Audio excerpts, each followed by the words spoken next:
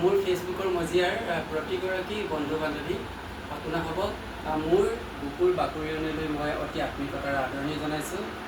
আজি এই অভাজনৰ উপজাদিন আছিল, জন্মদিন আছিল, আৰু আজিৰ এই জন্মদিনটোত আপোনাসৱ যিসকল বন্ধু বান্ধৱীয়ে বিভিন্ন ধৰণৰ লাইক কমেণ্ট বা সুন্দৰ মন্তব্যৰে মোক সঁহাৰি জনাইছে, আপোনাক সকলোকে মই বিশেষভাৱে কৃতজ্ঞতা জ্ঞাপন কৰিছোঁ।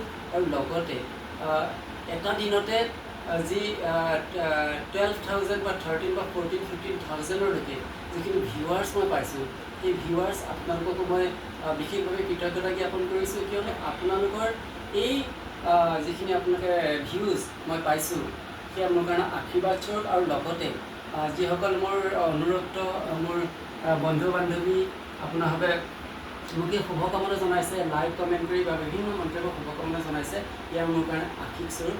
আৰু সেইকাৰণে মই সকলোকে মই আপোনালোকৰ মন্তব্যত ৰিপ্লাই দিব পৰা নাই।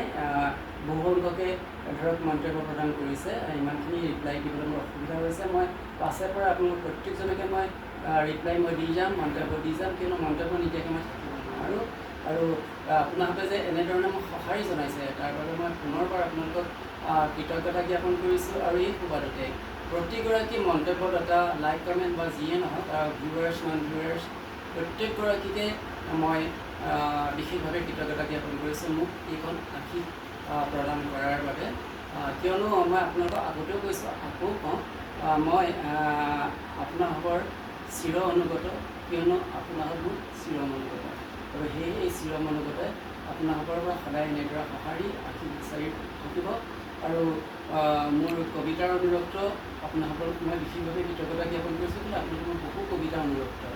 আৰু সকলোকে একান্তৰত মই উপজাতিটোৰ পৰা আপোনাক সকলোকে কৃতজ্ঞতা, অভিনন্দন আৰু চেনেহ, সেৱা সকলোখিনি যাচি মোৰ এই অভিব্যক্তি মই ইয়াতে